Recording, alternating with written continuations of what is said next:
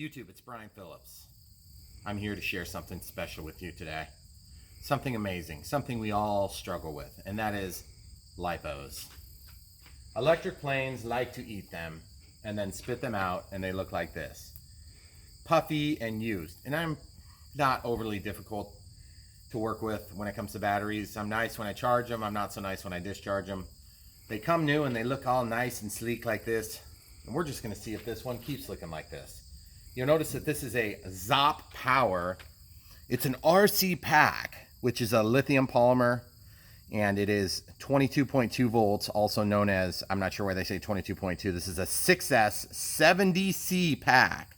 So we're going to see how it performs.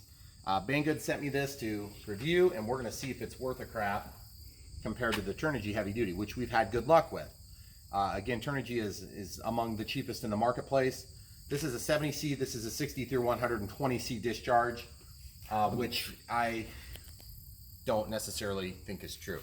This came with an XT60, something I really like. I know some of you guys don't prefer the XT60. This brand comes with a bunch of different types of ends, so you just pick what you need. It does have the premium protector on the balance charge, which is labeled 6S. I don't like these, especially in this particular plane. It's very tight for the battery. And because of the CG, you have to work everything back really far on a 4000 milliamp pack. If you had a 3300 or a 3000, you can actually bring it forward a little bit. But given this is a heavier battery, you have to have it all the way back to get the CG right. So we'll just show you where we're going to put this, a 4000 milliamp 6S 70C ZOP. So I happen to need to put it in upside down, so you can't see that. And we'll just show you that you can fit it in here. There's a little bit of mild carving I did. I took these extra 3 pieces out because this pack is, I would call it maybe a 1/4 inch longer. It's the same dimension side to side. So I took out just a little bit more. Just be careful because your air inlets here on this Viper jet, they're very thin. So there's hardly any of it to speak of at this spot here. So just be aware of that. I built these adapters, and I'm going to show you how to do that here after we're done with the flight. EC5 to XT60. I know you're probably thinking, why would you put an EC5 on an XT60? Well, because I don't want to build I don't want to build an EC5 connector. They're hard to build, and they're not my favorite type of connector. So I've got an adapter so I can fly a plane, see if I like it, get used to it, maybe borrow one from a buddy, whatever, and I can fly. And then later I can just go back to whatever I'm using. In this case, I'm using the HXT 4mm, which is a male and female combo, ambidextrous plug. They're a little bit challenging to put together at times. Make sure as soon as you're done soldering, slide them together, and the heat will make it easier to go in. You'll see that in the video if you keep watching. But for now, without further ado, the XT60, you'll notice doesn't mate up with this. That's why we're using HXT 4mm. So HXT stands for Hextronics. So we'll just go ahead and get this going. Radio's on, throttle cut set, gear switch is switched to down. And we're gonna go ahead and get this plugged in here. I like that because the spark is buried deep within this connector. On a 6S, you will tend to get spark, okay? Then I'm gonna just slide this back into this cavity here. Let's show them how we're doing this, camera crew. So basically that fits way up in there, which is nice. And then as you can see, there's just not that much room in here, the way this is situated. And then I'm gonna put my voltage alarm on here. And we're at just under 25 volts, so 24.9 volts. And we have various voltages throughout, but I'm not super concerned with that. We're just gonna see how it performs today. And I've got a 4-minute flight timer set, but I think what we're gonna do is we're gonna fly a little bit longer, but I have a trick up my sleeve today. This is something that Alan Moore recommended. Well, not actually this way. This is an adaptation of what Alan Moore had recommended. Alan Moore has a good channel, super good teacher. He's a better pilot than me by a long shot. So right here, he recommended putting some foam on my EC1500 twin cargo. And so what I did is instead I used just a single zip tie. These are retracts, of course. And one of the problems I have with this plane is the retracts. If anybody has this plane, you know exactly what I'm talking about. But one thing about it is the wheels are smooth. They spin so free that it just drags on forever. The rollouts take forever, partly because I'm using a 4000 milliamp pack. It's a little on the nose heavy side. I can't flare quite as much as I'd like to because you stall a little earlier and the nose drops. Okay, so we're gonna see if that helps. Should create a little extra drag on takeoff, but it's gonna create a little extra drag on landings, which is what we want. So without further ado, guys, Let's see how the 70C power goes on this ZOP 6S 4000 milliamp pack. Throttle cuts off. Looks like we're taxiing just fine. We'll go ahead and take off from our main runway here. You can hear a little squeaking, that's not a problem.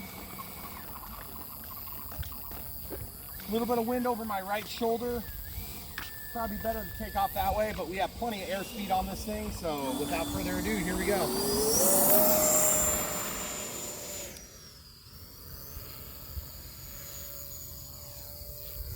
Plenty of power. Gear coming down.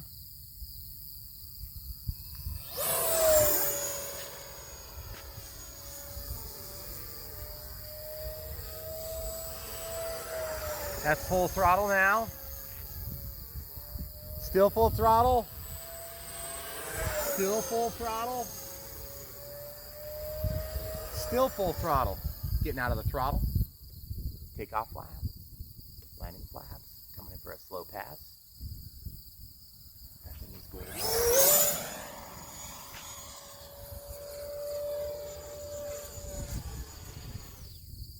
Okay, wind's coming with us, so we're going to go with the wind, high-speed pass. Bailing on that high-speed pass. Let's go about 4 steps over here.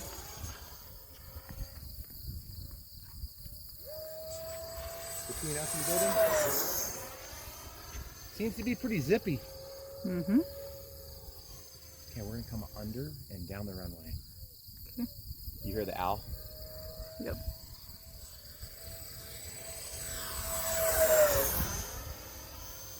So guys, it is not dead calm, but it's also not super windy.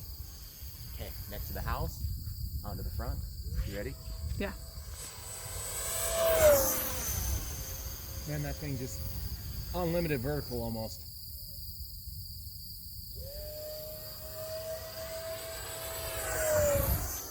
Now, is this any better than the Turnigy heavy duty? I don't know. I can't tell. We'll find out when we take it out, yeah. The other thing is we're going to be watching our time. We're at 2 minutes of flight time left.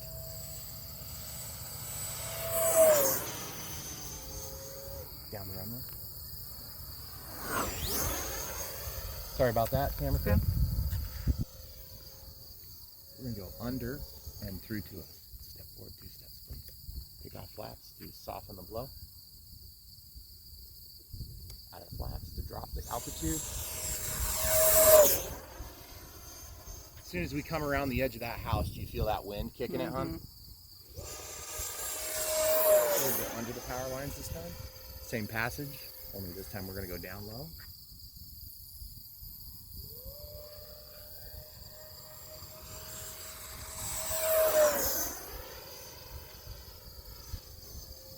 Give it a spin for extra fun. Full throttle pass down the runway, turning. High G load, no flaps there. Keeping the altitude down. Hopefully we'll get this in picture. Listening for beeping, full flaps deployed. Low speed pass. Right over the tree line to the left. Wrapping the tree line, coming back toward us. Into the wind, next to the house. Bird!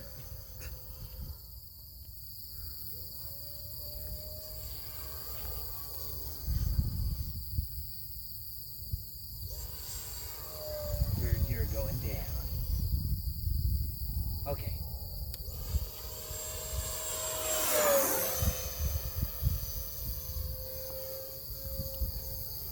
And that's our 4-minute timer. Let's do a low speed pass here. Take off flaps only.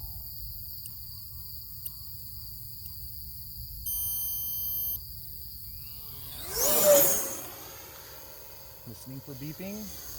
If you hear it, camera crew, please call it out.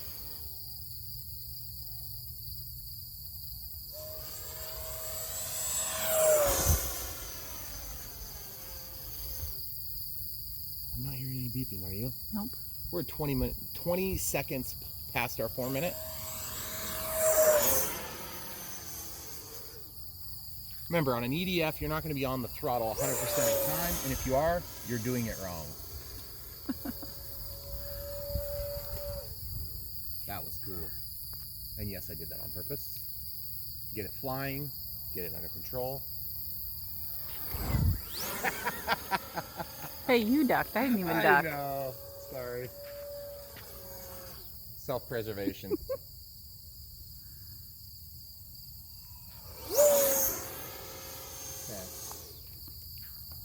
Take off flaps here, going down the runway.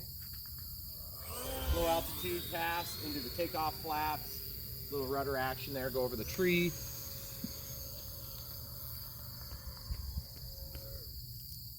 that a beep? Or birds? Takeoff flaps? Birds, I think. Listening for beeping.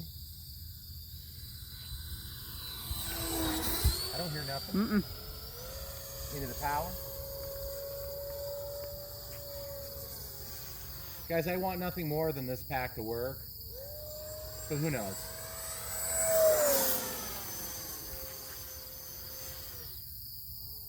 Still not beeping, and we are a minute 43 past. That's 6 minutes and 17.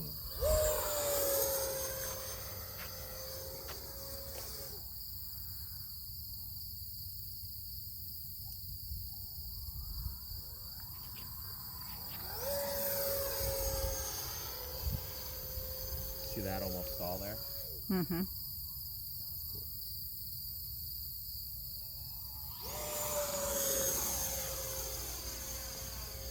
Call me nutty, but it sounds weak right now.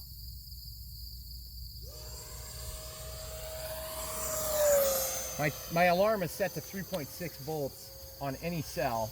We are now 2 minutes and 30 past our 4, so that'd be 6.5 minutes.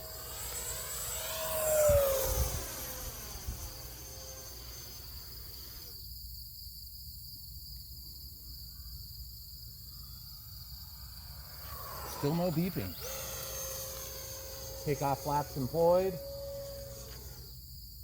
Nice sharp turn at the stall point there. 30% power, takeoff flaps, landing flaps now. Gonna do some turns around here, tight maneuvering, ready? This is a power sucker, guys. You need to be careful about this. This is where you're gonna test the limits of your pack. Because you gotta be able to get into the power quick and make the thing fly when you need it to. Backyard. Just going over the crest of the hill. Under throttle.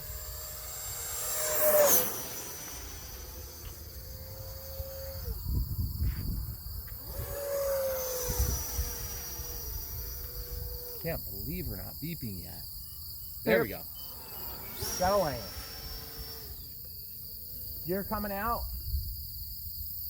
Dead stick landing coming here, hun. Be ready.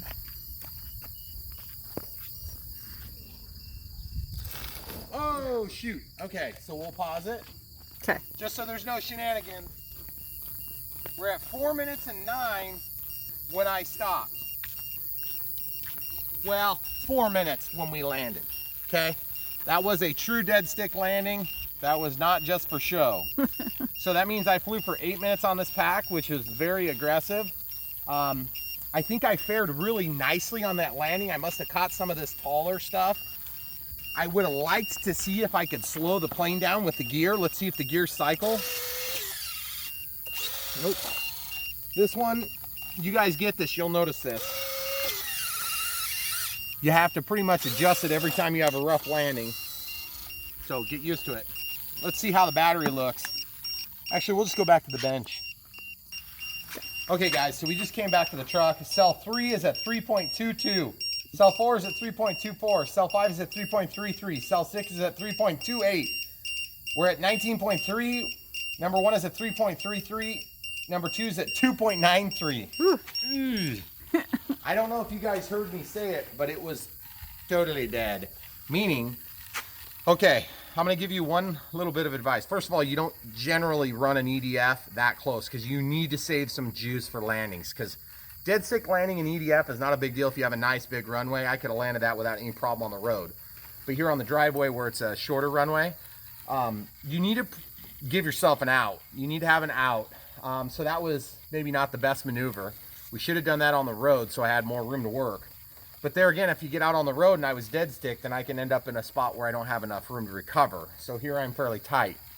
The second thing I noticed is that the pack is not hot. Feel it. Really? Camera crew. No? It's not that hot. It's not. I mean, it's warm. But it's not But like it's not crazy. like anything crazy. No. So, what did I not like about this pack? Well, I can tell you right now, one thing I did like is that it lasted a long time. Now, it is a brand new pack, meaning it just got used for the first time today. It's charged last night. So, first time it's been used. I'm feeling it on my face. More sensitive to temperature. It's not hot. No, It's not hot. So, without further ado, we are just going to do that whole thing again, and we're going to put it up against the Turnigy heavy duty 60 through 120C as opposed to 70C. I tend to think that we might be looking at an equivalent that's just a slightly bigger pack. And when I say slightly bigger, let's just show them the one axis where it's bigger. This thing is going to tip up. That's normal. Look at the difference in size, folks. Like I said, about a 1/4 inch here. Dimensionally here, we're the same. Dimensionally here, we're very much the same. The only difference is the puff, okay? I love that it's not puffing. That is a big deal. I would say that's 130 degrees, if that. 120 degrees, maybe. Yeah, probably not. The way you can tell is if it's 150 degrees or more, you can't hold your hand on it. If it's 160 degrees, it'll burn you, so you want to pull your hand away. That's just a rule of thumb you can use. That's not always exactly true, but that's just a quick rule of thumb you can use. So I usually put this label down. Same thing here. We'll go ahead and use this pack. Okay, so let's just make sure we start from the same. This is 25.1, so we're 0.2 volts higher charge. Okay, this one's been sitting for a little bit too, so I guess honestly that would tell me that it's got a little bit longer staying power too. But the other thing too is the worst thing you can do for a lipo is to go crazy on it the first couple flights. You're supposed to kind of condition them, which it's just for the chemistry in the pack. I don't know if I necessarily buy into that, but that's what I've read and understood from other people that are smarter than me. I'm just not 100% sure I necessarily buy it. You guys see how that fits tight? They both fit tight. Okay, I need to make sure the landing gear are going to work for me. It's kind of annoyed, but it did work.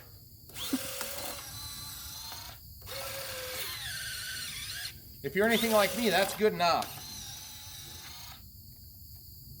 So let's give them a close up, please. So when the gear comes in, you'll notice it's catching on something, okay? See this? It caught right there. So I just need to bend this over a little bit at the spring point. But you see, I went a little bit too much. Okay, let's try again. There we go. So we're good. We're good. Okay. This nose gear, Horizon, if you're listening, which I doubt you are, this nose gear sucks. The landing gear on this plane are pretty good on the mains, but the nose gear sucks. The nose gear, incidentally, everybody at home, is the hardest thing on these planes, especially when you get guys like me flying them. Okay, without further ado, 4-minute timer. This is Turnigy Heavy Duty 6S, 4000 milliamp pack, up against the ZOP. We'll try to do a similar flight routine, kind of keep track of the time with understanding that it's not a new pack.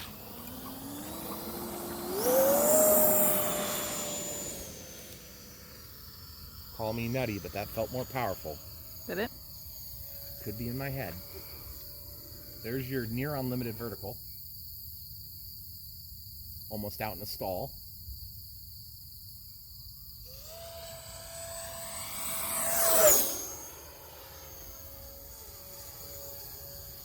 Okay, here we go.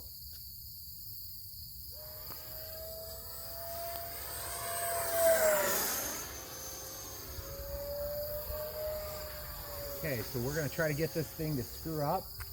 Full throttle.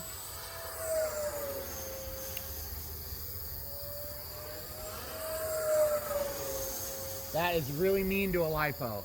Okay. Love the noise. Take off flaps. We're going to give it a break.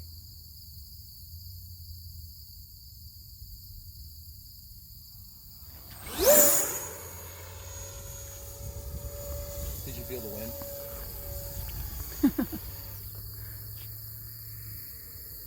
Here we go.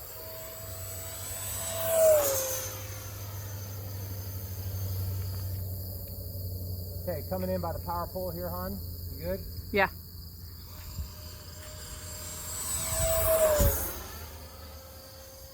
Gonna go really wide, come right back through the same spot.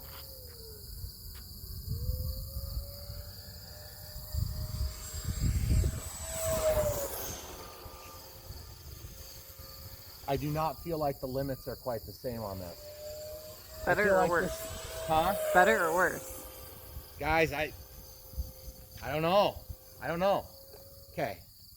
Little stall action. With the wind here.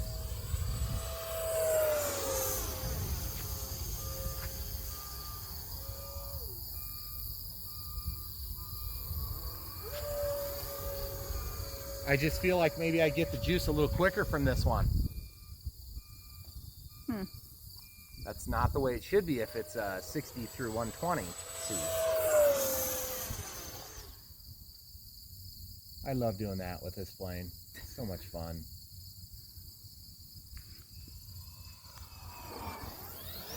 Take off flat. Down the runway.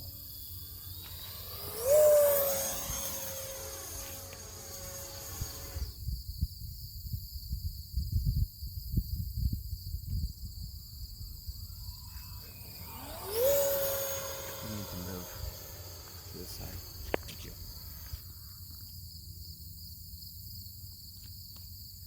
You good? Yeah.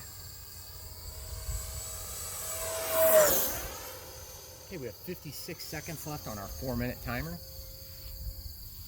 I'm going to try to bring it back under the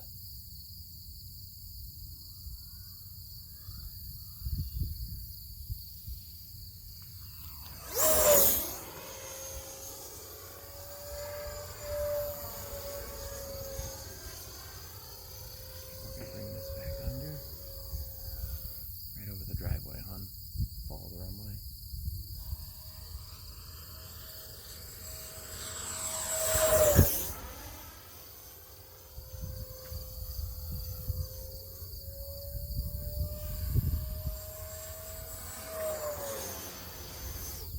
Throttle.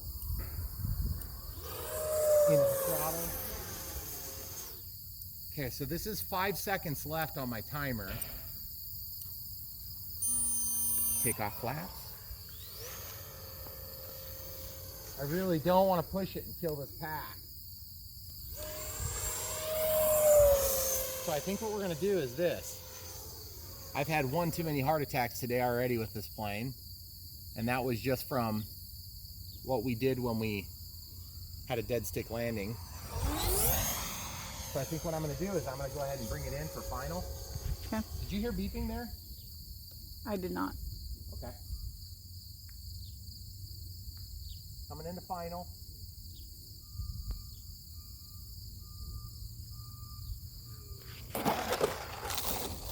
Ooh. Okay, well the grass kind of helped us slow down a little there, I think.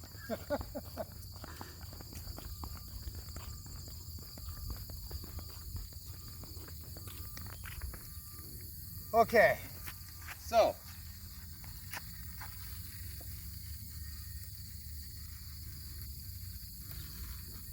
oh, the flap broke, guys. Look, my flap hinge must have broke. That'll be an easy thing to fix, but evidently I caught that when I was flipping. Well, that's a bummer. No big deal, it'll take like 2 seconds to fix. But then the canopy popped off. Let's check the voltages real quick. Throttle cut is on. We'll go ahead and pause it and come right back. Okay folks, so we'll just check the voltages real quick. So cell 4 is 3.72, 3.72, 3.82. Cell 1 is 3.76, 74, 80, 72, 72, 82. So what do we learn from that? I could go a little while longer on this flight, but we've already got puffiness in this pack, and I don't fly longer than 4 minutes typically on this. I do not fly this plane longer than the voltage alarm. If it's sounding, then I land. I don't fly to the voltage alarm though on this particular plane, just because of the things that I considered, or I mentioned earlier. If you fly EDFs to the limit like that, you're not going to have too many of them that survive. So, and these things just kind of live a rough life with me flying anyway. So I want to show you how to fix this thing. Since we broke it, you guys get to see it fixed. If you don't want to see this, then just stop the video now. But we broke the flap, and I just want to show you guys how easy it is to fix these things. Okay? Packing tape. Okay? Stick it to something. Okay? We're going to literally measure it that way. We're going to take a scissors. We're going to cut it clean. We're going to cut it again. We're going to let it drape. Okay? Now we're going to take that and we're going to get this into the home position, which it's in now. And we're going to stick it down. Now this is a flap, so a flap is really easy to fix. An aileron actuates from the middle. The flap will actuate from just the bottom under most circumstances. They're not always that way, but in this particular application it is. So I'm just going to stick this right here. The other thing is you guys will probably crack here. If you have any less than stellar landings, which I've had a lot of less than stellar landings. In fact, I believe the first landing on this was pretty not stellar, if I recall. What do you think, camera crew? I do not recall. You don't remember the one at the park where we were trying to land on a basketball court? Oh, that was the first flight on this plane? First or second. I do remember that. Yeah. So anyway, so now deploy the flaps. You'll notice that they're still attached. But what I'm going to do now, just for extra security measure, is I'm going to actually do the same exact thing, only on the other side. So this is the one that we just fixed. You see how there's this little area here? We want to kind of plug that gap with some more tape. This tape is nothing special. It's actually a little bit crappy. I kind of wish I would have used a little bit better tape for this application, but whatever. So we're just going to stick this down in there, just so it falls down into the seam, and then I'm going to take and cut it. Guys, you can spend even more time if you want. If you really want to waste your life fixing this, then you can do that. And the easiest way to fix it, though, is a tape joint on a flap like this. I'm just going to tell you right now that you will probably not find an easier way. And then you have a nice secure attachment point there. And watch this. Then you can just follow the edge. And there you have it. So now your flap is attached. And it actuates exactly as expected. Do the people believe it's going to fly? Do I have to prove it to them? No? The camera crew says I don't. So in that case, I'm just going to leave you with this. This pack is not puffed yet, which means as far as I'm concerned, it flew the thing. Is it a 70C pack? I don't know. Is this a 60C pack? I don't know either. So I would say right now that for the price point, this might be a good entry level.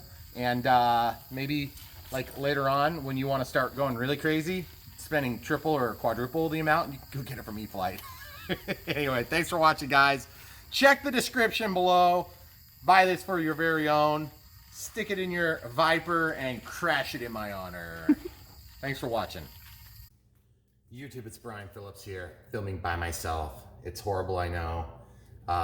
My camera crew is busy making dinner. You know, these things that families do. I've been using these packs for a while, had good luck with them.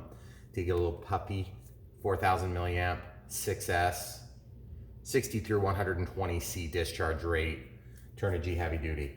I decided I'd give this one a try. Banggood sent it over. So what we're gonna do is we're gonna work on building a couple of adapters. This has an XT60. I'm using these HXT 4mm connectors, which look a little something like this on the inside, and they look a little something like that on the outside. They are ambidextrous, if you want to call it that. So since there's no connectors in here, I can show you this. They plug in It's the same plastic housing for either direction, male or female. And then as opposed to the XT60, which is quite a bit smaller connector. Also, as you know, the EC5 connector is a popular connector these days. And I don't generally use it, but I need to have an adapter so that I don't have to immediately build one right away. So I'm gonna take a female, it's actually a male, to the EC3 connector. So we're gonna build 2 of those, and that's gonna allow me to use this pack in an e-flite variety plane or in my Viper jet, for instance, and any others that I overhaul with this. So rather than committing to this connector. So that's what we're gonna do real quick. And so you'll notice that this connector on the HXT 4mm, here's the part number, if you guys so wish to get on to Hobby King and look at that. Basically, there's your part number. Comes with the male and female ends and everything. And if you're wanting to buy I actually used one from a plane, but you can get those there. But that's not what I'm here for. I'm here for this battery. So when we're done building these adapters, we'll go ahead and use it in the Viper jet to give you an idea of what type of quality we have. So a couple things about these connectors. The polarity is not marked on there because they're ambidextrous, so you have to mark them. Be careful to mark them. I'm gonna actually try to build this like that so that I can not have to use a bunch of wire in there, but I'm not 100% sure it's gonna fit, and I'm certainly not sure if it's gonna clip. But if it clips, that'd be awesome because it'd be very compact. So they do get a little bit long. So then these ones we're gonna solder together in a more conventional manner. These are marked for polarity, and this one I just chopped off of a plane, so I should be able to go ahead and solder that in there. It's very hard to get a piece of heat shrink on there though, so we'll look at some solutions together when we're at that point. But for now, we got the 40-watt Weller iron heating up. We'll get that cleaned up, and we'll go ahead and get into some tip cleaner here and some flux, and we'll use some, this is 6644 by Kester. This is like a 1-pound roll leaded solder. And so what we're gonna do is we're gonna go ahead and get started soldering, and we'll be right back. Point the camera down for you. All right, folks, so we got some, we got a box here so we can do some soldering right on the bench here. This is the connector I need first, so I'll start with that. I just happened to notice that these connectors slipped on physically to the XT60 female side, so I'm gonna go ahead and slide those on with as low, I don't want them to purchase any more than possible so I can still get some solder in there. And what I mean by that is, if you look close, I can still get my solder to slide in there. So I'll heat this up and then I'll slide in from that side. So that's what we're gonna try to do. I'm hoping you guys will be able to see good enough to make sense of what you're seeing, but who knows? I'm just gonna go for it here. So we're gonna heat this up, get a little fresh solder on there, let it heat up. You'll notice it's wanting to walk on me immediately. So what I like to use, if I need to, is I'll grab some forceps or some hemostats, and these connectors will, many times they will overheat. So what you gotta do is just grab your handy dandy bag of XT60 connectors or whatever your variety is, and I will throw the opposite side in there. That helps to give some heat sink capability in there. And then I go ahead and grab onto either one lead or both leads. If it's a live battery, obviously you don't want to grab onto both leads. But if I do it like that, that'll give me something to hold on to, and it'll kind of keep it off the ground, but then this is still going to be allowed to slip. So usually I just find something really heavy, or I find a clip or something like that. In my case, I think I'm just going to find something heavy in here, and something heavy like this, and maybe like this. And then we'll go ahead and get soldering. Clean the tip again, get some flux on there. Come in here and just go to town.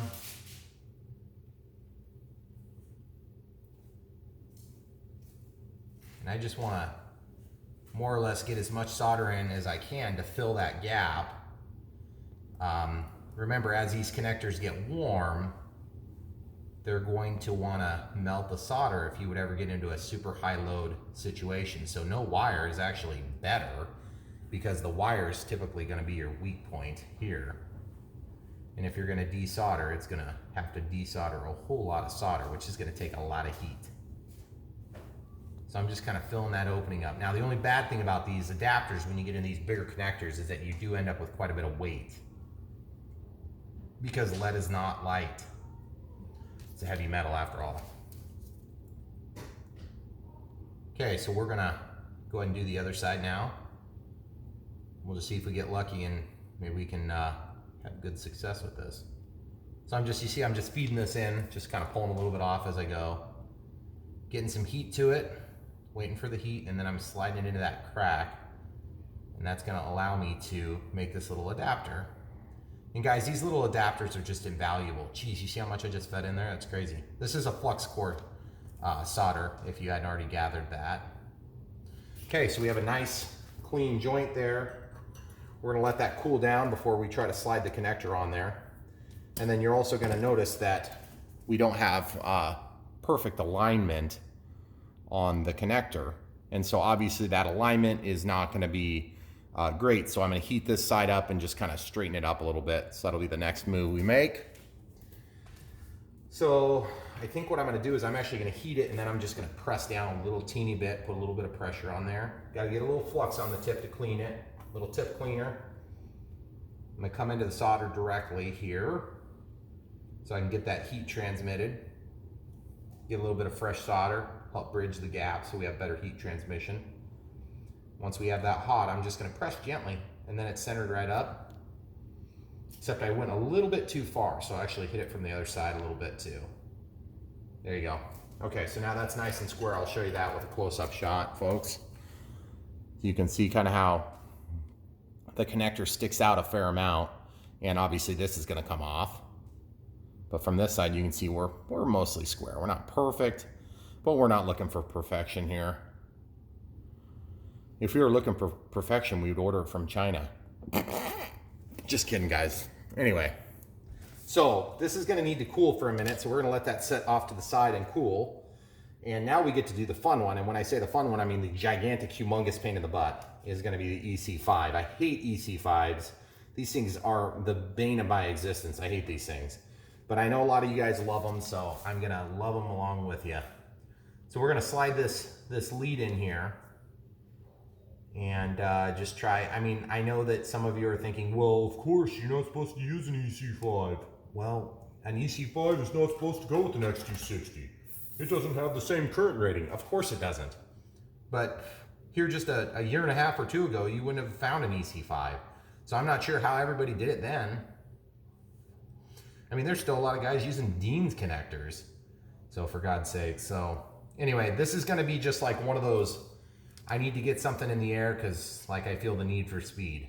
So I'm gonna get that solder there. You'll notice it fell down, so that's a problem. We'll have to resolve that now. So obviously I need to get another handy dandy XT60 connector so that I can slide it into the other side of this thing. It's gonna be hot. Oh yeah, she's a little bit toasty, but I can hold it. So we're just gonna go something like this. And that's gonna give us the ability to sink a little bit of the heat as we're working this. You notice it drop down. So that's the next thing we gotta do is try to go ahead and get that lifted up just a hair. So in order to do that, I'm just gonna just cut off a little bit of this. This was actually a noodle box that I just took out of the garbage. So just gonna fold that up, set that there. It's a little bit too thick, so I'm just gonna take 2 thicknesses. Crease this, get that to where I need it, and then I'm gonna go back to work. Actually, I only need 1 thickness. So there we go. Typical Brian Phillips wishy-wash. So we're gonna heat this up, get that solder joint to release. Okay, now we're gonna heat that up and just really get that stuff to release. Now we're gonna drop that back down in there. Once we drop it back in there, drop it like it's hot, because it is. And then I'm just gonna solder the crap out of it, okay? Not going for a beauty contest here, but beautiful solders are generally the best ones because that means you did it right, which is why mine usually look like crap. Okay, so there you go. So you'll notice we have a little bit of a gap there again. So maybe I do need to double this up just a hair. Okay, we're gonna heat that up. Oh yeah, we got a lot better purchase that time. So now I'm just gonna let that cool for a second. Okay, once that cools, it will hold itself in position. We're gonna let that cool down now. We'll come back to this one. So remember folks, we gotta slide that plastic connector on there so that we can actually get that plastic connector to protect this. Now this is still warm to the touch, but not hot like I'm not dying yet, okay? It's probably 130 degrees, okay? So we can pop this off. We'll have that tool free for the next job. And then what we can do is we'll give you guys a kind of a close-up shot. You can see there's a gap here on that, that'd be the positive side. I'm satisfied with that. I like the way that looks.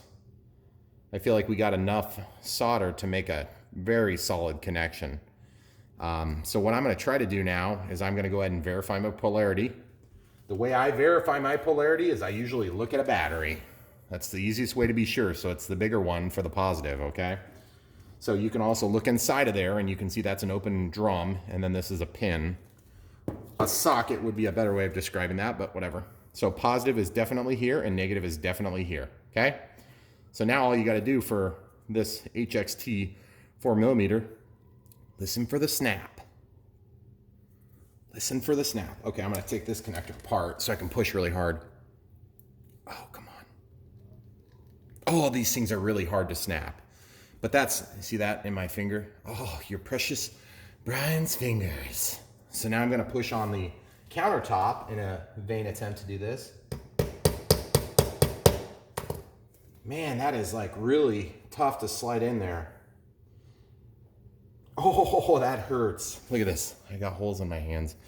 So what I'm gonna have to do is get a little bit creative on how I can push that together, probably with some sort of a tool.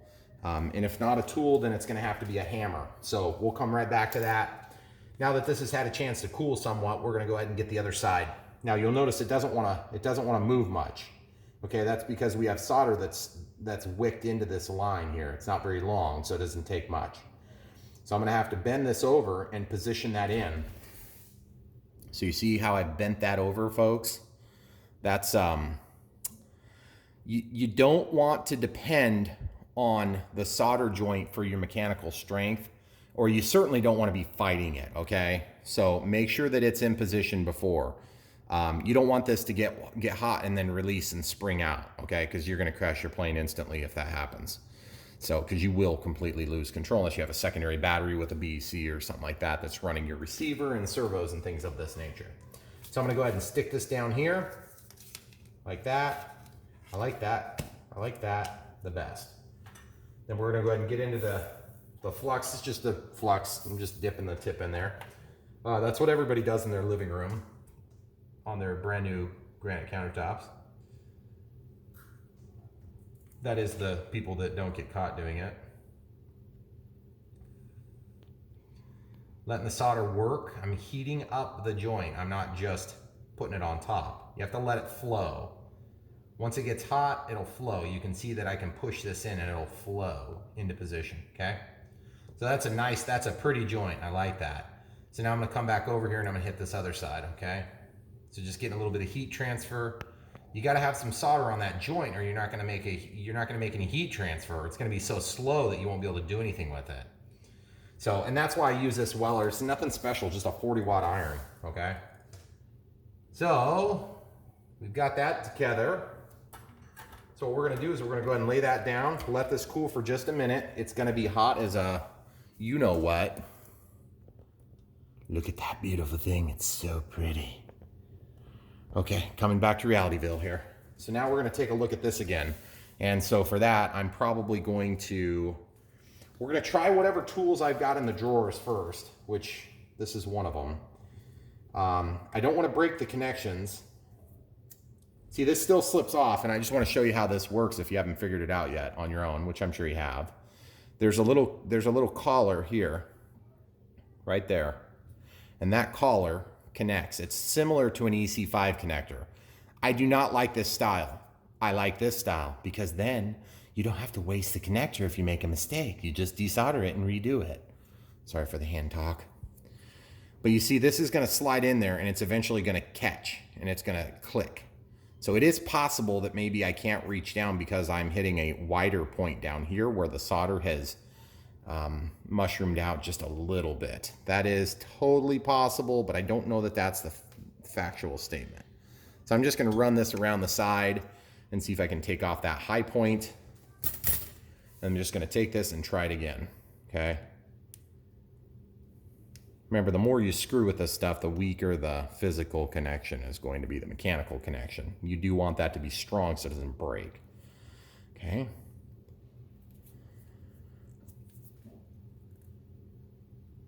Oh, good Lord, that hurts.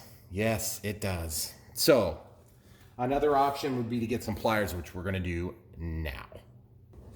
Okay, so we're back. Handy dandy Craftsman pliers. Hello. So we're going to take this and try to snap it on. So this way my fingers won't pay the price for YouTube, okay? These are just a size too small if you ask me, but I think it's going to work, okay? So we're going to try to force these together so they snap. Oh, come on, don't you break. We'll go this way so we can get both of them at the same time, okay? Ooh, it feels like it's going to go, but it's just not going for some reason. I've had this problem before, people. Oh, come on. Right, so we'll be right back. So if at first you don't succeed, get another one. Here it is. We're going to try this again here, folks. Just verifying, you'll notice it's not marked, but you can only fit it one way. So I'm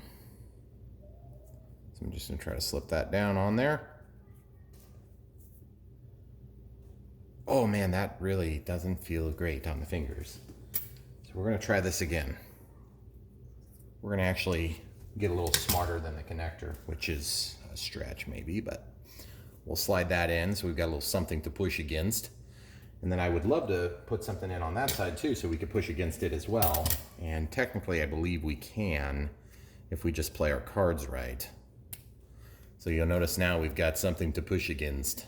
We've learned together. The only problem is now you can't get these pliers on there. So I'm gonna come back with a bigger mouth. Yes, that's possible. Even bigger mouth. Hello. Okay, so we're gonna try these. This should work, I hope.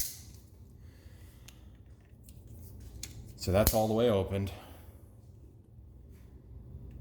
And we may have sacrificial connectors involved this time. Come on, snap in there. Come on, YouTube isn't depending on you.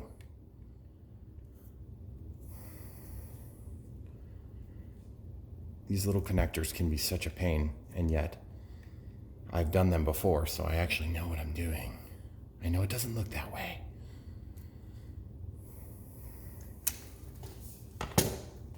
So this will snap into that joint. I'm going to figure it out. The problem is it's going to do it right when you guys aren't looking. I have had these problems before, folks. Trust me. Okay, I'm gonna grab the plastic this time. Ooh, that feels like it's gonna go.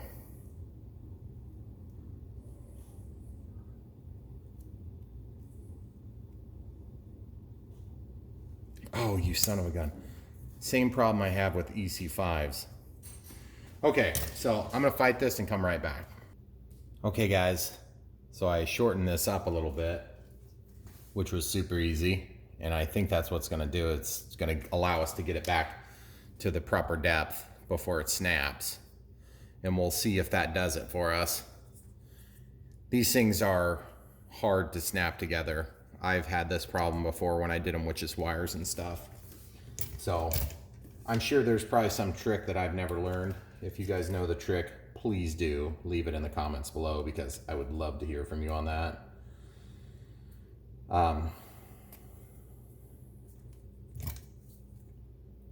Because it would make my day if I could do this easier.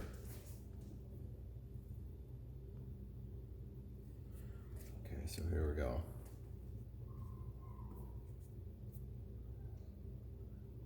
Snap on there, you son of a gun.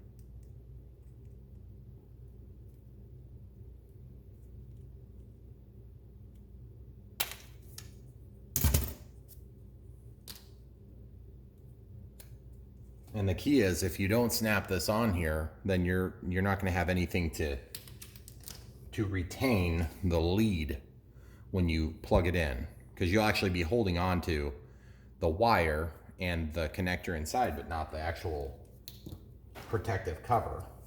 So like I said, you got to fight them until you get it, and it's a pain. So come back when I get it. Okay, so I think I've almost got it here.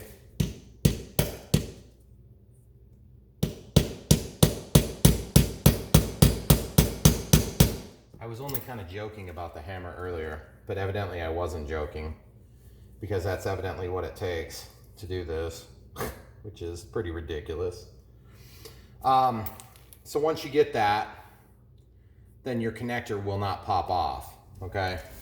So, and I'm not real proud of the connector, but the thing is, the connector will work right now. I just have to get this side snapped on, which I'll do now. And then once it's off, I'll show you what it looks like. Haha, victorious. So what I ended up doing is I heated this back up and then I put it together, which is embarrassing, but honestly, that was a pretty simple thing once you heat it up. And then this thing won't come off anymore, which is good. So that's that. My apologies for the ridiculous interlude in doing that. So now we can use this battery pack to energize, but you'll notice all that beating around has kind of screwed up the connector in here. So I'm going to show you something to do that's super easy. When you get these XT60 connectors, when they really get worn, you can take a Phillips screwdriver or flat. Yeah, Phillips is just easier because it does it in one step, and you can open those connectors back up. And you see how that got bent a little bit, no big deal. Straighten it back out. And then you'll notice this is ready to rock and roll.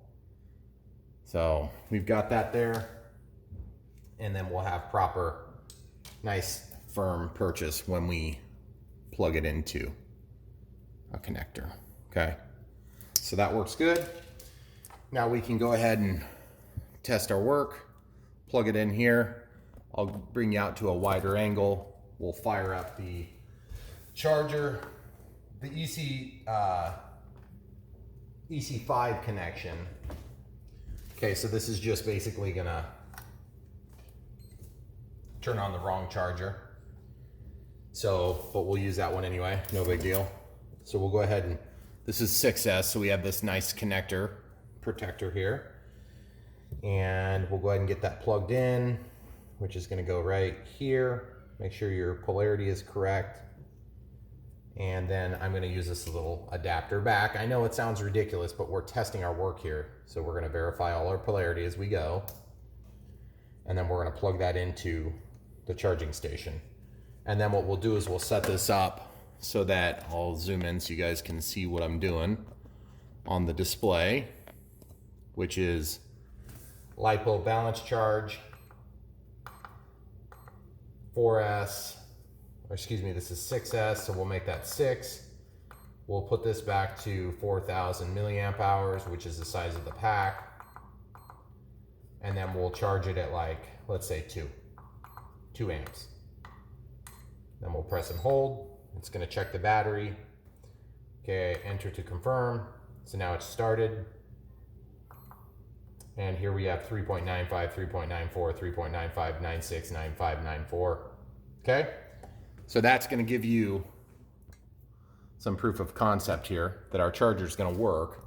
So now the last thing we gotta do is just basically get this figured out so that we can use that battery adapter as well. You see that big blob there? That's always unfortunate when you get a big blob like that. But honestly, in this application, I'm a little bit reluctant to screw with it. So what I will do is I'm probably going to just go somewhat the easy route and get those things separated mechanically by heat shrink. Normally I use this Bag-O heat shrink, and the Bag-O heat shrink usually has lots of different heat shrinks in it. All I'm trying to do is basically prevent these wires from engaging one another. okay? Because if in the unlikely event of a complete failure, these things could short and then cause a fire. We don't want that. So I'm just gonna look at my plastic pieces and I'll come right back and we'll put it on there. Okay, so in the process of screwing with that last connector, I damaged this thing. So I was figuring that would work well to protect us on this. So I'm going to actually use that to protect my connectors. And I'll show you what I'll do. I'll just clip this off, separate the two, clip off just a portion that's going to be appropriate for this wire length. And then I'm just going to maybe a little bit more yet. And then I'll just grab some scissors. And all we're gonna do is we're just gonna cut this down the middle and make an open tube. Like that. And then that's gonna give us the ability to protect the wires from one another. And then what we'll do is we'll go ahead and get that protected so that it can't fall off of there, okay? So that's a super easy solution because it is almost impossible to get heat shrink on a small piece like this, okay? I'm just warning you, if you try to do it, you're not gonna have success unless you got some magical way that I don't. So I'll just cut this here. The scissors seem to work better than the strippers. Imagine that. So now keep in mind, all we have to do is just immobilize these so that they can't come off of there easily. If they melt, you know, but there's only so much you can do with this stuff, guys. If you have a massive failure, you know, there's nothing stopping a complete short inside an internal short in your battery. But you hope that you never have to deal with that, okay? So you'll notice the polarity is going to be somewhat blocked there. So you have to depend on the the EC3 connection markers. And then of course the XT60 is labeled minus here, and it's labeled minus here on the EC5. And then on the EC5, you have a plus and you have a plus here. So now let's validate that.